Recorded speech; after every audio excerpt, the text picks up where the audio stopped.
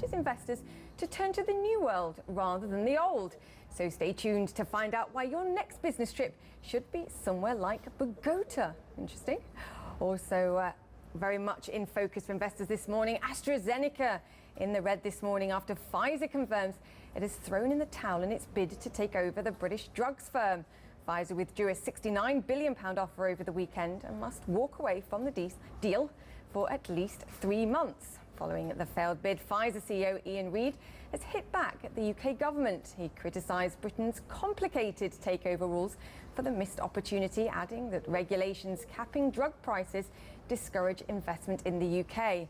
He also cast doubt on whether his approach for AstraZeneca could be described as a foreign takeover, saying Astra has a huge presence in the US. AstraZeneca, in response, has welcomed Pfizer's confirmed withdrawal. In a statement, the chairman says the firm has attractive growth prospects and momentum as an independent company. The chairman also welcomed the effort of the management team over a period of uncertainty. Now, Catherine Boyle joins us now to talk more about this.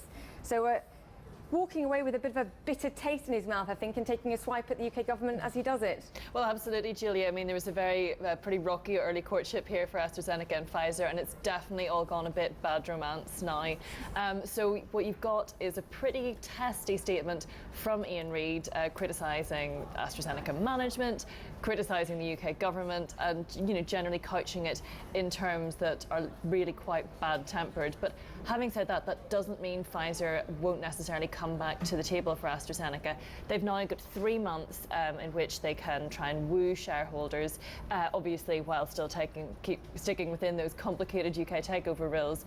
And at that stage, AstraZeneca management, if they're persuaded enough by their shareholders, could come back to Pfizer. But if not, another 6 months' time, end of November, Pfizer could come back with a deal that potentially might be closer to that £59 a share, which AstraZeneca management were looking for. I thought it was interesting that last week everyone was saying, no, this deal shouldn't go ahead, and we're concerned about what ultimately Pfizer is going to mean for R&D and research in this country in particular. And yet this week now, analysts are questioning whether or not AstraZeneca has the goods to continue alone going forward. What do you think? Does this make them a target for somebody else? What do you think now? As we've spoken about before, Julia, I mean, I think there's only so many companies that have the kind of cash needed to take AstraZeneca out, and Pfizer's one of them. There aren't that many other big pharmaceutical companies who'd be as good a fit. And of course, one of the key attractions for Pfizer with AstraZeneca is that tax inversion strike. Yeah. Now, the other issue, of course, that's now coming up is whether that tax inversion policy is going to still be in place if Pfizer were to come back for Astra in 6 months' time.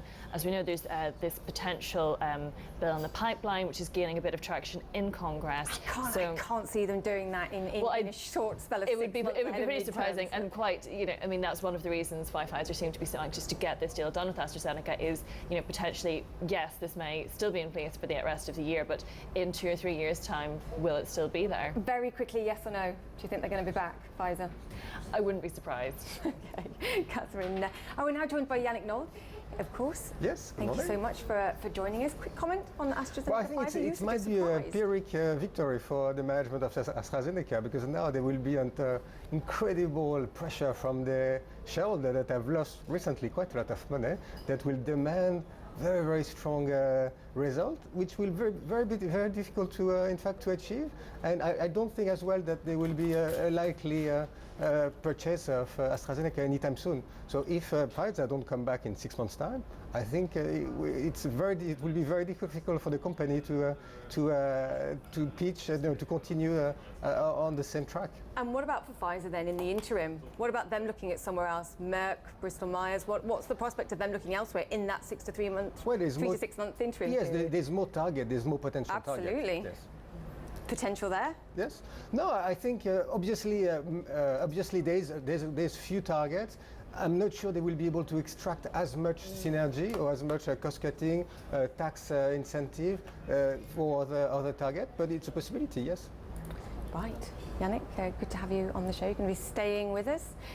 In the meantime, in other M&A news, Siemens